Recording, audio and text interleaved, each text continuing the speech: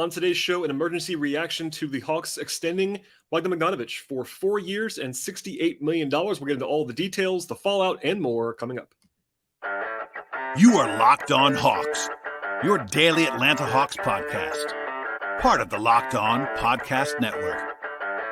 Your team every day.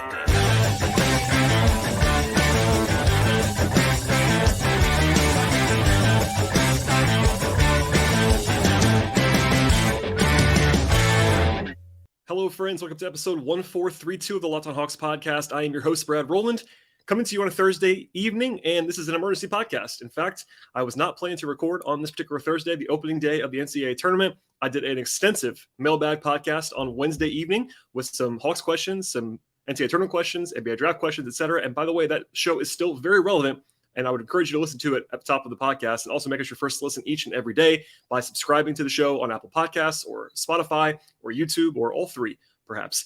But the big news of the day happened on Thursday afternoon, about 3 p.m. Eastern time. The word broke from Adrian Wojnarowski of ESPN that the Hawks were going to be extending Bogdan Bogdanovic for 4 years and $68 million.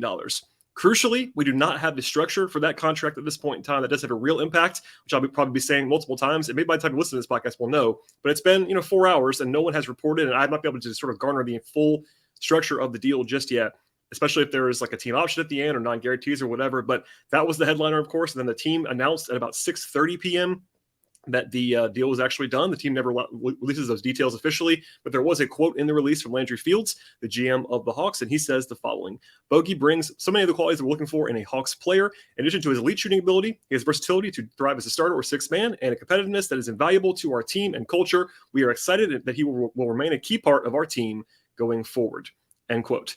So if you listen to that show on Wednesday, you will know that I actually answered about a question and a half about Bogey and a player option decision that he has. Obviously, no longer has it. In fact, a lot of that analysis is still very relevant at this point in time. But Bogey is, just for some background here, Bogey's 31 in August. He's 30 right now, 31 in August. And I do think that if he was healthy at the end of the season, he would have been able to get this kind of offer from somebody else. And I was expecting him, though it wasn't like done at this point, to be opting out if he was healthy. Again, that's a very crucial point. If he was healthy at the end of the season. Bogey seems to like Atlanta, of course, and I'm sure the extra security does not hurt in terms of locking this in now and avoiding those injury-related questions on the player side. And that is, of course, the team taking on the risk and the player giving off the risk at this point. But with this deal, Bogey will have locked in $122 million from the Hawks over 7 seasons. So that's pretty good money if you can get it. Obviously, life-changing money for basically anyone. So as far as the structure is concerned, and we'll get into more of an analysis later on in this emergency quick podcast, Bogey has to decline the player option in order to sign this extension. So basically he opts out, and that means the first year of the salary, which is next year, 2023-24, has to be at least what the option year would have paid him, which means it has to be at least $18 million in year one. So if you do the math on that, the whole deal is 4 years, $68 million. That's $17 million a year on average, but it has to start at least $18 million. So basically it has to go down from there on some level. This is not technically what happened, but because Bogey had that player option for $18 million, what you can think about this is, as far as analysis is concerned, is $50 million in new money over the last 3 years of the deal, because, in short, the Hawks could not influence the decision. They already paid Bogey. That's a previous deal. The player option was only his decision, so the Hawks were kind of at his mercy with that deal. But again, because it has to be at least $18 million in year one, the deal has to be going down at some point. For some background, I talked about this a little bit on the show yesterday.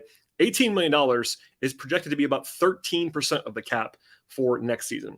Now, that is a lot more than it was when he signed the first time around. In fact, his percentage of the cap was well over 16% of the cap in that first year when he signed that flat 4 years, $18 million a year deal when he came over from the Kings. So it's only going to go lower and lower in terms of cap percentage and how much he is being paid against the cap.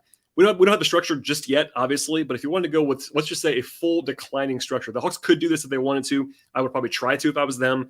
It could start at $19.3 million in the first year and go down the maximum decline and be down to $14.7 million in year 4. And by the way, that would be less than 10% of the cap in year 4, which is basically like a 7th man, 8th man kind of contract at that point in the calendar. It could be even flatter than that. The Hawks could go with $18 million and have only slight declines. in order to build that out and have it be more like, 18, then 17.25, then 16.5, and so on. But they could make it as wide of a range as 19.3 down to 14.7 at the end of the deal. But again, it has to be at least 18 million in that first year. Lots of questions on all of this as far as his trade value and the Hawks' salary structure and parallels with Kevin Huerter and roster construction, and then my overall thoughts. Before we get into all of that, though, and there is plenty to get to on this quick emergency podcast, a word from our sponsors on the show today. I'm very excited about our new partner and sponsor on today's episode, and that is the mobile game Ultimate Pro Basketball GM. If you've been dreaming about being a GM in the NBA or managing a basketball team in general, your franchise dream can become true, and this game is definitely for you. You can manage your aspects of the team through playing the season or leading your team to glory through the Ultimate Pro Basketball GM app. You're responsible for hiring the coaches and trading the players and making draft picks and generally navigating the franchise through stuff like free agency and all the fun challenges throughout a season. This all happens in a realistic game world, and Ultimate Pro Basketball GM is completely free and it's playable offline. You can play on the go whenever you want to, as much as you want to, and we're already having a lot of fun behind the scenes talking trash to our fellow Locked On podcast hosts about all of our teams and franchises. It's an awesome way to connect with friends who are also diehard basketball fans. And since you're listening to this podcast at Locked On Hawks, you could also get a 100% free boost to the franchise when you use the promo code Locked On in the game store. To download the game, visit probasketballgm.com or scan the code or look it up in the App Store as well. That is probasketballgm.com. And when you get there, use promo code Locked On. Ultimate Basketball GM, start your dynasty today. Today's show is also brought to you by FanDuel. It's the best time of the year in college basketball. The stretch run is also here in the NBA, of course, and it's the perfect time to download FanDuel, America's #1 sportsbook. New customers get a no sweat first bet up to $1,000 at FanDuel. It means bonus bets coming back to you if your first bet doesn't win with FanDuel. Download the app right now, the FanDuel Sportsbook app. Of course, it's safe, secure, and super easy to use. You can bet anything across the board that you're looking for: point spreads, totals, money lines, player props, futures, and more. The Hawks are off until Friday when they return to action against the Warriors, but there's still wall-to-wall coverage in college basketball and WBC and the baseball world, the rest of the NBA, etc. And FanDuel also has exclusive bets across the board, and they'll actually have the single game parlays, which let you combine bets together for a bigger payout. Those are a lot of fun as well. Don't miss the chance to get your no sweat first bet up to $1,000 in bonus bets when you get to FanDuel.com/lockedon. That is FanDuel.com/lockedon. Make every moment more with FanDuel, official sportsbook partner of the NBA.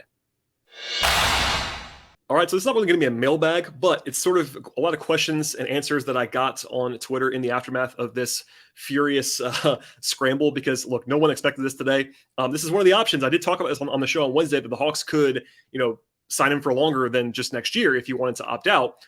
He's been extension eligible the entire season. I actually listened to a podcast that I did earlier just to make sure that I did say this. This is a few months ago now, but I at least mentioned that he was extension eligible. This is definitely possible. It was not on my radar today. I will definitely admit that. But anyway, this furious scramble for information and questions and people kind of panicking on some level and all that stuff. But one question that I got is kind of, will this help his trade value? He can't be traded for 6 months. That's important to note. Now, famously, when the Hawks extended Clint Capella, they did it at a time when he actually couldn't be traded during a season until after the deadline. So basically took him off the market for like a year. This time around with Bogey, I'm not saying they want to do this, but if they wanted to trade him in September, they could. Today is March 16th. That means he can be traded 6 months from today. It's been announced. So mid-September, he could be traded and would be trade eligible with no restrictions at that point in time. Again, if he's healthy, I think this is a deal that he could have gotten elsewhere. So it could allow the Hawks to actually get some extra value for him if they wanted to move on from him in the next year or two. The Hawks did kind of a similar thing with Capella, actually. It was kind of a surprise extension out of nowhere, and the length of the deal was really the question there versus whether he's actually worth it in the first season, because Bogey, while he has some questions at this point in time, when he's good, he's worth it. If he's not, then obviously it's more shaky, and there's lots more injury concerns with Bogey than there were with Clint at that point in time. But crucially, he could have walked away for nothing this summer. Now, you could argue that wouldn't have been the worst thing for the Hawks with their money stuff, with his potential decline on defense, with the rise of AJ Griffin, etc. But part of the calculus on any NBA team is not losing assets for nothing. If the Hawks feel that a year from now or a year and a half from now or 6 months from now they can trade Bogey for positive value, that would be better than letting him go for nothing. So that's not the only calculus, but it is part of the decision-making, and at least want to keep that in mind along the way. As far as the salary structure is concerned now, we don't know again what this is going to be like. We do know the range enough to where I have to know, basically the nuts and bolts of this thing. I talked about this a little bit yesterday as well. But having Bogey locked in now, and he is locked in for next year, puts the Hawks over the tax line with 10 players on the contract. Sorry, under contract at this point in time. Now, I said this on the show yesterday as well, but My thoughts on the tax this year, the current 2022-2023 season, were very clear, and I was correct about that. The Hawks were never paying the tax this year. I yelled about that for 6 months or longer, and that was the case. I do not have that same vigor for next year, nor did I even before this. I said this, in fact, yesterday before the deal was actually done, that I thought the Hawks could pay the tax next year. I still am in believe it when I see it mode about that, but the Hawks have a lot of money committed for next year and beyond. 10 guys projected to make about $163 million for next year, depending on where Bogey's number actually is. And the tax line is essentially just right under that number. Now, those 10 players are their 10 best players, which is certainly helpful to have your 10 best guys be the guys that you're actually committed to pay for next year. But at the same time, the Hawks are what they are this year. They're 500 basically for the whole season. So there's a real chance that they could trade Capella, or they could trade Collins, or even Bogdanovic, or more than one of those guys before October to cut salary to get under the tax if they wanted to. But they still have to fill out a whole roster of 14 guys. So 10 players, they're close to the tax line, even though they're over now. But you have to factor in there's 4 more players on the roster. Even if you were to sign rookie minimums, you'd still be $6 million over, $7 million over. And the draft pick the Hawks have for this year, their first round pick, and their own pick this year, is going to be more than that. So anyway, I will save my full-on deep dive in the money stuff until much later. But the way for the Hawks to be under the tax without making drastic moves would have been for Bogey to leave. Now, if they want to get under, and I don't know if they do, but if they wanted to, it's going to require trading a key piece, whether it's Bogey, whether it's Collins, whether it's Capella, and that all could happen for non-money reasons or money reasons or whatever. But that's definitely going to be interesting moving forward, because this definitely signals that the Hawks are even spending even more money. And look, at points in the last 6-8 months, they have been nearing over the tax. Like before, if they had just done the Murray trade and not traded Huerter, they would have been over. If they had just done the Saddiq Bey acquisition and did not trade Justin Holiday, they would have been over. But obviously the Hawks intentionally, no matter what wrestler says, wanted to get under the tax this year. Next year, we'll see, and they have a lot of money committed. Next kind of question or framing is the parallels to Kevin Huerter. So a lot of people asked about this, probably more than any other thing, in part because the Hawks clearly ducked the tax this last year, and effectively, it seems like, if you're on the outside and want to make this very simple, quote unquote, chose Bogey over Huerter. And Kevin Huerter is on a 4-year deal for $65 million. So Huerter is on a cheaper deal than Bogey. Huerter is a better player than Bogey at this point. He's also younger, and if anything, going up where Bogey is coming down. So that optically does not look good for the Hawks. Granted, it's not quite as easy as that. Now, I piled on the Hawks for that trade. I didn't like it at all. I said that, I think, before most people did, that it was really not a good trade by the Hawks to send Huerter to Sacramento for what they got back. But importantly, they really couldn't functionally trade Bogey, at least for value, over the summer. He was hurt, just for the record, and as a reminder. Now, that's part of the problem here, if you want to be down on this contract, is that he was hurt, and he's been hurt the last 2 years, but he didn't play till December 2nd. And I think everyone in the league knew he was not going to be ready for the start of the season. So if you were going to try to trade that guy in July, you would not have gotten the return that they got for Huerter. Now, that return was not exactly going to blow you away, but they got a first-round pick for Huerter. At least most of the time will be a first-round pick from the Kings. Anyway, so that's part of this. And also, the Hawks got that first-round pick back, which I'm sure this was part of the calculus for doing that deal. I'm the first person to say, though, that in retrospect, certainly it would be better if the Hawks had Huerter on his deal than Bogey on his deal. But it's more of an optical problem than an actual problem, because the deals have been done, and obviously they couldn't keep looking back. This extension is independent of what happened with Huerter at this point. You're deciding again to commit to Bogey. But as far as like the reactions and like a lot of people just replying to what I tweeted and what others have tweeted about, what about Huerter? Why didn't they choose Huerter? I don't blame you, because that doesn't look great at all. Because Huerter, again, better player, cheaper contract, younger. That's a bad look for the Hawks, even if it wasn't quite as easy as that, because Bogey was hurt and they got a pick back in the Huerter deal. As far as the roster fallout from this, it's interesting because AJ Griffin in particular is a core piece moving forward. I've been told repeatedly that he is a core piece of this Hawks team. Now, he could be traded for a star, but I think they really like AJ. They've invested in him heavily, and having Bogey locked in to money assigned to a real rotation piece is interesting. While Bogey's money is not starter money anymore, at least firm starter money. I know he mentioned, even in the release, I thought it was interesting that Landry Fields mentioned sixth man because Bogey's come off the bench this year, and I don't want to go down that rabbit hole too much, but the deal that he just signed is not a, we have to start you contract. The first deal Bogey signed was a starter contract. 4 for 72 in that environment was a starter contract. This is like a seventh man contract. And that's fine, but it does take away, at least on paper for the short term, some time and some attention away from, in particular, AJ Griffin. Now, Saddiq Bey is also concerned. Bey, I think, would not be as much of a planning concern as I would have about Griffin, because he's more of a supplementary piece in my mind. But Bogey and Bey kind of overlap. Now, Bey is more of a 3-4, obviously, than Bogey is more of a 2-3. But they kind of have similar strengths and weaknesses at this point in time. They're both shooters first, defensive questions, athletic questions, moving their feet or on the perimeter, etc. Those guys can't really play together. Bogey is best suited for a role moving forward that includes like not playing back-to-backs that much, or having a smaller like 22, 24 minute a game role versus playing more like 30. Maybe some just rest periods to keep himself fresh. When he's fresh, he's pretty good. When he's not fresh, he's not very good recently.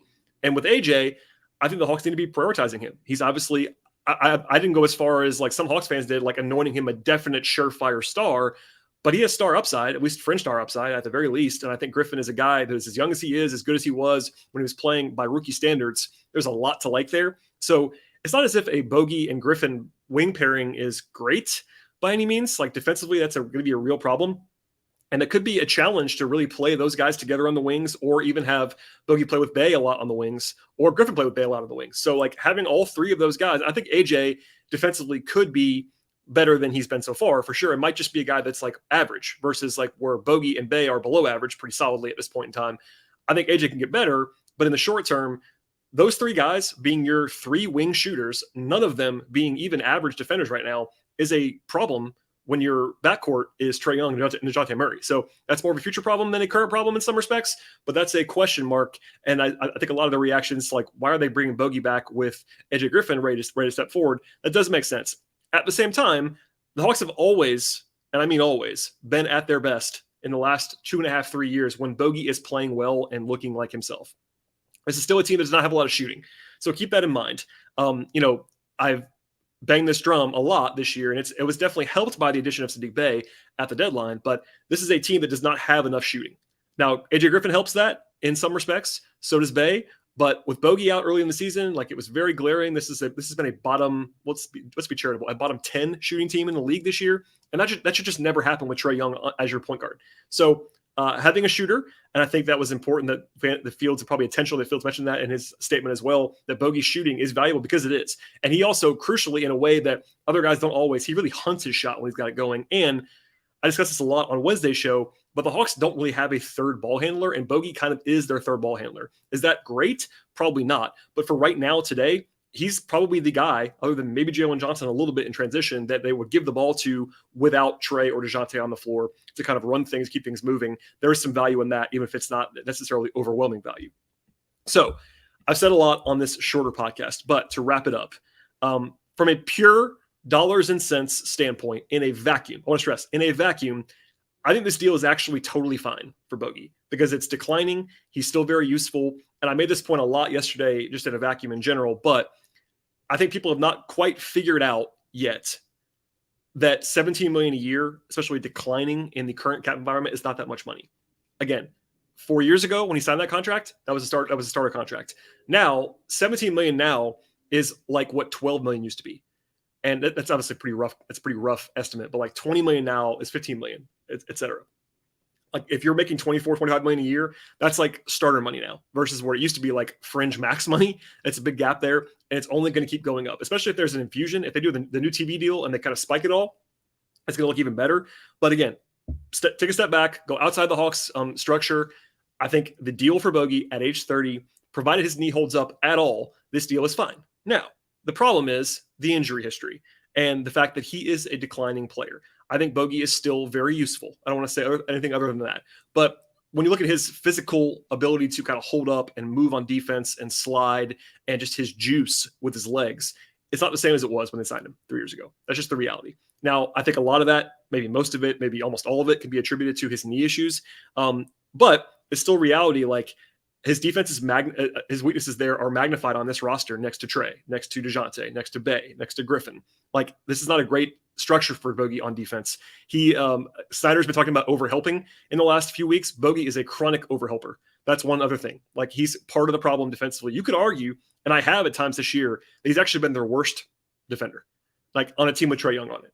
I don't think that necessarily has to be the case moving forward, but there have been moments or stretches or weeks or maybe even more than that where Bogey has been their worst defender this year. That's how bad it's been. Now, in the past, I've argued that Bogey wasn't so bad because he wasn't. I think he actually has some strengths as like a physical guy. He executes fairly well, but he's a step slow now, and we'll see if that sort of changes at any point in the future. Maybe as he's used less, that could be better, etc. I think the Hawks, again, need to prioritize AJ Griffin in the future. So if there's a moment where they kind of have to have the changing of the guard there, they got to go ahead and do that, etc. You throw in the Atlanta's salary structure, and it's a deal that I honestly, people kept asking me, like, would you have done this? I don't think so. I don't think it's terrible. I don't. But I don't think I would have done this structure just because of everything going on. I think, again, the reactions are a little bit too strong. I think most reactions that I've seen did not like this, and I totally get why. I think a lot of that, though, is the sticker shock of $17 million a year, which, one more time, is not as much money as you might think it is in the current structure, but because that's more like a seventh or eighth man contract than a starter contract. But the Hawks still have a lot of money committed. This adds to that bill. The reality is now the Hawks are going to have to, if they want to get under the tax, which they might not, we'll see. But if they want to do that, they have to shed some salary or finally go into the tax if they want to do that. And for a team that's 500 this year, you'd like to kind of be more invested in that success to kind of be spending even more. Because like if you're ownership, why are you going to spend more on the same roster that you wouldn't spend more on this year? Now, if they make big changes, that's something different. But I think the three guys that everyone circled as potential cost-cutting / just reorganization trade candidates this year were Bogey, Collins, and Capella. That might still be the case. They could still trade Bogey in the next year. That wouldn't stun me. But it's kind of like the Capella deal where it's like, I don't think I would have done this right now. And for Clint, at least there was the reality that he was still a very, very, very good player. Bogey is not a very, very good player anymore. He's still very solid. He's a rotation player, etc. But long story short, I would not have done this deal. We'll see if there's any injury protections. We'll see if there's any non-guarantees or a team option that might up the ante on how good the actual value is. And as I said before, in a vacuum, I think this deal is totally fine. And I think he actually would have gotten about this kind of deal from somewhere else this summer if he was healthy. But between now and then, he may not be healthy. Of course, the last two seasons he's been hurt at the end of the year. And just with this team structure, you could argue on one hand that they need his shooting and his playmaking. On the other hand, you could argue that defensively it's kind of untenable. And I think that there's lots of stuff flying around. This is not like a deal that I'm getting an F-. I think I disliked the Huerter trade a lot more than I dislike this signing. But ultimately, I would not have done it, at least in the structure that I think it's going to be. If it's a lot more heavily team-friendly in some respects, then maybe I'll change that. That's kind of where I am right now, and we'll see how he ages. We'll see how this contract ages. I'm assuming it's going to have to be declining. That'll be helpful in the future. We'll see what the plans are, and I think it's definitely important to always keep these moves in context because I'm guilty of this too. Like, you can't just evaluate a move on its own. Maybe the Hawks already have kind of their plan, quote unquote, for the offseason. It's kind of hard to do that now. But if they're going to move on from Collins or move on from Capella, et cetera, and change the guard a little bit. But right now, on the current roster, it's not really working all that well. And like you're kind of doubling down a little bit by paying Bogey now. But anyway, that's a lot on this. Hopefully that made some level of sense. And I am recording after a long day, and I'm going to go back to college basketball coverage in the middle of this. So I was not prepared to talk about the NBA today, but here we are, and hopefully that was all coherent. We'll have more in the future. By the way, the Hawks are playing the Warriors on Friday evening. I did a little bit of a preview on that on my Patreon, which is patreon.com/BTRowland as well. But importantly, Draymond Green is going to be suspended for that game against the Hawks on Friday. That definitely helps Atlanta. Also, Steph Curry is listed as questionable. So if Steph doesn't play, the Hawks will be a very big favorite. Even if Steph plays, I think the Hawks are going to be favored in that game without Draymond at home. The Warriors have been brutal, and I mean brutal, on the road this year, like one of the worst 5 teams in the league on the road. And the Hawks, right now, as we speak, FanDuel has the Hawks as a small favorite in that game. We'll see about Steph, but I'll have a new podcast after that game. But also, please subscribe to this show. It would mean the world to me if you would click the subscribe button and the like button and share the podcast and auto download the podcast, rate, review, all that fun stuff. Follow the show on Twitter at Locked On Hawks. Follow me on Twitter at BTRowland. I do appreciate everybody listening to this emergency episode of the podcast, and we'll see you all after the game on Friday.